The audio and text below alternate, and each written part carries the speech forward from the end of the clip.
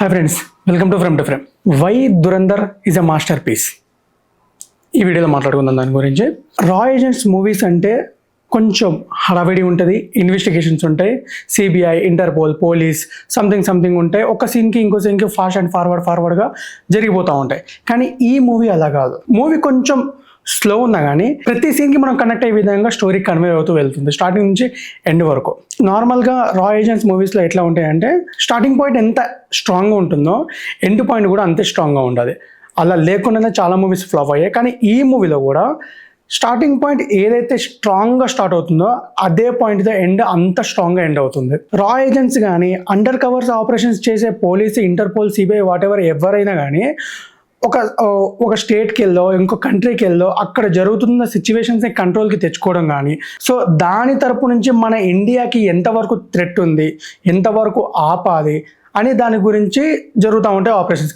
ఇవి జరగాలంటే ఫస్ట్ ఏదైతే మన కంట్రీకో, స్టేట్కో, ఇంకెక్కడైనా అవుట్ ఆఫ్ అబ్రాడ్కి వెళ్ళినప్పుడు రా ఏజెంట్స్ అండర్ కవర్ ఆపరేషన్స్లో ఉన్నప్పుడు ఫస్ట్కి వెళ్ళి ఒక విలన్ గ్యాంగ్లో జాయిన్ అవ్వాలి.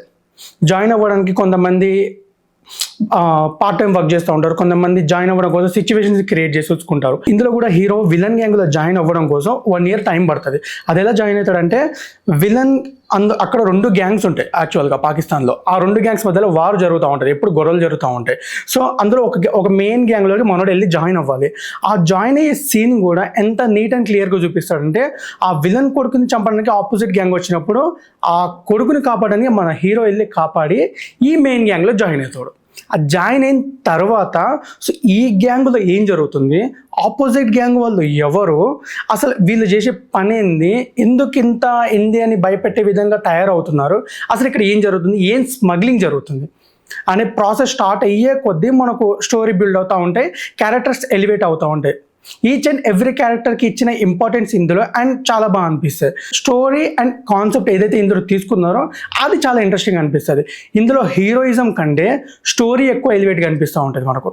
నార్మల్గా ఇలాంటి ఎలివేషన్ స్టోరీస్లో కానీ ఇలాంటి ఇంపాక్ట్ఫుల్ ఉన్న స్టోరీస్లో హీరోస్కి ఎలివేషన్ షార్ట్స్ పడడం, డైలాగ్స్ రాయడం, అది స్ట్రాంగ్గా కన్వే చేయడం లాంటివి ఉంటాయి. కానీ ఈ మూవీలో నాకు బాగా నచ్చింది ఏంటంటే హీరో ఏదైతే వర్క్ మీద వెళ్తాడో అదే వర్క్ మీద ఉంటాడు ఎండింగ్ వరకు కూడా, ఎక్కడ కూడా డైవర్ట్ అవ్వడు. ఐ మీన్ అంటే మూవీలో కొన్ని ఐటమ్ సాంగ్స్ ఉంటాయి, ఆ ఐటమ్ సాంగ్స్లో హీరో డ్యాన్స్ చేయడు. కొన్ని అనుకోని సిచ్యువేషన్స్ జరుగుతాయి, అందులోకి మన హీరో ఇన్వాల్వ్ అవ్వడు. ఎక్కడి వరకు ఇన్వాల్వ్ అయితే బాగుంటుందో అక్కడి వరకే ఇన్వాల్వ్ అవుతాడు. ఏదైతే తెలుసుకోవాలనుకుంటుందో అదే తెలుసుకోవాలనుకుంటాడు. జరిగిన ప్రతిసారి ఫోన్ చేసి రా ఏజెన్సీ ఇక్కడ ఇది జరుగుతుందని హడావిడి చేయడు, హడావిడి సీన్స్ ఉండవు, ఒక్కడే పోతాడు.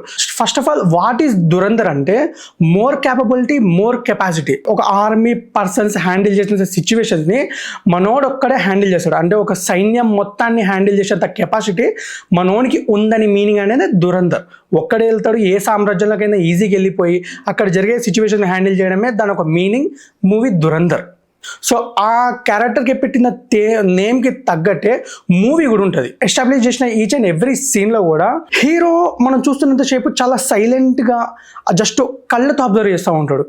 గన్లు ఎత్తి ఎక్కువ ఫైట్స్ చేయడు, కానీ ఫైట్స్ చేస్తాడు. సిచ్యువేషన్స్ వచ్చినప్పుడు ఫైట్స్ చేస్తారు. మూవీ థీమ్ ఎలా ఉంటుందంటే నార్మల్గానే ఆ 1980s జరిగిందేమో అన్న విధంగా మూవీ సినిమాటోగ్రఫీ కూడా అంతే క్లియర్గా ఉంటుంది. అంటే ఆ కలర్ థీమ్ కానీ ఆ చుట్టుపక్కల ఉండే అట్మాస్ఫియర్ కానీ ఏదైనా సరే చాలా నీట్ అండ్ క్లీన్గా ఉంటే సేమ్ అది ఆ అట్మాస్ఫియర్లకే తీసుకెళ్తాడు. సో అక్కడికి వెళ్ళిన తర్వాత స్టోరీ ఎలివేట్ అయ్యే కొద్దీ సీన్స్ మనకు బాగా ఎక్కుతూ ఉంటాయి, బాగా నచ్చుతూ ఉంటాయి. ఇది 3.5 గంటల సినిమా అయినా కూడా నేను ఎక్కడ కూడా ఒక 10 seconds కూడా పాజ్ చేయలేదు మూవీ అండ్ స్కిప్ చేయలేదు. ఎందుకంటే చూసే కొద్దీ ఇంట్రెస్ట్ పెరుగుతుంది. అలా అని హడావిడి ఉండదు, ఏది ఉండవు, ఫాస్ట్ కట్స్ ఉండవు, ఫాస్ట్ ఫార్వర్డ్లు ఉండవు, ఎలివేషన్ సాంగ్స్ ఉండవు, డైలాగ్స్ ఉండవు, ఏముండవు. స్టంట్స్ ఉంటాయి, ఫైట్స్ ఉంటాయి, అది ఎంతవరకు ఉండాలో అంతే ఉంటాయి, మరీ ఓవర్ ఉండవు. విలన్ గ్యాంగ్లో జాయిన్ అయిన తర్వాత ఒక ఫైట్ ఉంటుంది ఆపోజిట్ గ్యాంగ్ని చంపేయాలన్నప్పుడు. అప్పుడు మన హీరో చేజ్ చేసుకుంటూ పోయి వాళ్ళందరినీ చంపే విధంగా ప్లాన్ వేసి మరీ పట్టుకుంటారు, చంపేస్తారు. అది మాత్రం వేరే లెవెల్. అది ఇంటర్వెల్కి ముందు ఉంటుంది, చాలా బాగా అనిపిస్తుంది. వన్స్ ఇంటర్వెల్ అయిపోయిన తర్వాత ఇక మెయిన్ ప్లాట్, ఇక డైరెక్ట్ పట్టుకోవడం, చంపేయడం, ఇది మాత్రమే మిగులుతుంది. ఎక్కడ కూడా ఓవర్ హైప్ వెళ్ళదు.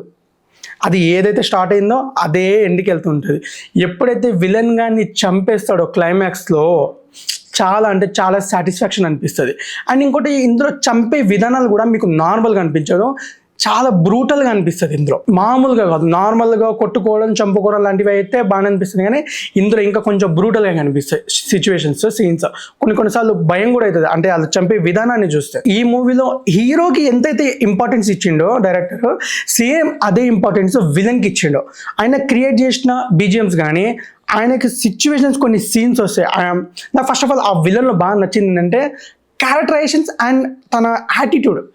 ప్రతి సీన్ అండ్ ప్రెజెన్స్లో తన యాటిట్యూడ్ ఒక టైప్ ఆఫ్ ఎలా ఉంటుందంటే చూడగానే బా ఇది కదరా క్యారెక్టర్ అనే విధంగా ఉంటుంది ఆయనది. సో ఎవరిని ఎక్కడ కూడా కాంప్రమైజ్ అవ్వలేదు. అండ్ ఇందులో సంజయ్ దత్ కూడా ఉంటాడు, ఆయన ఒక పోలీస్ ఆఫీసరు. సో ఆయన క్యారెక్టర్ కూడా చాలా అనిపిస్తుంది. ఎండ్లో రణబీర్ సింగ్ అండ్ సంజయ్ దత్ కలిసి ఆ మెయిన్ విలన్ని చంపేయడానికి ప్లాన్ వేస్తారు. అది వర్కౌట్ అవుతుంది. అది ఎవరికి తెలియకుండా జస్ట్ ఆయన ఎవరో చంపేస్తే చనిపోయినంతగా క్రియేట్ చేస్తారు. అక్కడికి దురంధర్ మూవీ క్లోజ్. అండ్ ఇందులో హీరోయిన్ కూడా ఉంటుంది, కానీ ఎక్కడ కూడా ఫస్ట్ ఆఫ్ ఆల్ నాకు బాగా నచ్చింది, హీరోకి ఎక్కడ రొమాన్స్ సీన్లు పెట్టేది, ఏ సాంగ్లో కూడా వీళ్ళు డ్యాన్స్ చేయడు, హీరోయిన్తో ఎక్కువ ముచ్చట్లాడు, ఏది బాగుంటాడో, కన్వర్జేషన్స్ కూడా నార్మల్గానే ఉంటాయి. సో అది మాత్రం నాకు బాగా నచ్చింది. అందుకే చెప్తున్నా, హీరో కంటే స్టోరీ బాగా ఎలివేట్ అవుతూ ఉంటుంది. హీరోయిజం కంటే స్టోరీ బాగా నచ్చుతుంది మనకు. సో అందుకే ఈ మూవీకి అంతగానం కలెక్షన్స్ రావడానికి రీజన్ ఇదే, స్టోరీ బేస్డే వెళ్తూ ఉంటుంది. అండ్ పార్ట్ 1 పార్ట్ 2 తీసే విధానం కూడా ఇదే. బయట వేరే కొంతమంది ఒక పార్ట్ అయిపోగానే ఇది క్లిక్ అయితే పార్ట్ 2 రాస్తూ ఉంటారు కొంతమంది, అలా కాదు. ఇదే సినిమా తీయడమే 2 పార్ట్లుగా తీసి అది ఎక్కడ కట్ చేయాలో కట్ చేసుకొని నెక్స్ట్ పార్ట్ డేట్స్ ఇచ్చేయడం, ట్రైలర్స్ ఇచ్చేయడం, టీజర్స్ ఇచ్చేయడం. మూవీ కలెక్షన్స్ వచ్చినాయి నియర్లీ 1000 CR వరకు వచ్చింది. అండ్ అప్పుడే ఇంకో మూవీ రిలీజ్ డేట్ కూడా వచ్చేసింది, పార్ట్ 2 టీజర్ కూడా వచ్చేసింది. అది కూడా చాలా బాగా అనిపించింది. అండ్ ఈ మూవీ చూసే వాళ్ళకి ఆ మూవీ చూడడానికి 3.5 గంటలు ఉంటుంది, కానీ స్టార్ట్ చేస్తే కనుక ఎండ్ అయిపోయేంత వరకు ఆ మూవీ మాత్రం స్కిప్ చేయరు. అండ్ రా ఏజెంట్స్ మూవీస్ అంటే సేమ్ ఇలానే ఉండాలి, ఇలాగే తీయాలి, ఇలా తీస్తేనే ఎక్కుతుంది. ఇది నాకు దురంధర్ మూవీ చూసిన తర్వాత అనిపించింది. సో చాలా బాగా అనిపించింది. బాలీవుడ్ నుంచి ఇలాంటి మూవీ రావడం చాలా ఇయర్స్ తర్వాత. అండ్ రణబీర్ సింగ్ కూడా ఆ యాక్టింగ్ నేను గల్లీ బాయ్ మూవీ తర్వాత ఇందులోనే చూసిన. అది చేసిండు, నార్మల్గా తను తీసిన మూవీస్లలో యాక్టింగ్ బాగానే ఉంటుంది, కానీ అంత పీక్ యాక్టింగ్ తను బయట ఎట్లుంటుందో తెలుసు, తన యాక్టింగ్ ఎట్లుంటుందో తెలుసు, కానీ ఇందులో ప్రతి సీన్కి దానికి తగ్గ పర్ఫార్మెన్స్ ఇస్తాడు. అది బాగా నచ్చింది రణబీర్ సింగ్ ఈ మూవీ క్యారెక్టరైజేషన్స్లో. ఈ మూవీలో యాక్టింగ్ చాలా అంటే చాలా బాగా నచ్చింది. సో ఈ మూవీలో మీకు బాగా నచ్చిన సీన్ ఏంది, అది ఎందుకు అనేది కింద కామెంట్ చేయండి. ఈ వీడియో కనుక నీకు నచ్చినట్లయితే లైక్ చేయి, షేర్ చేయి, సబ్స్క్రైబ్ చేయడం మాత్రం మర్చిపోకు. Thank you.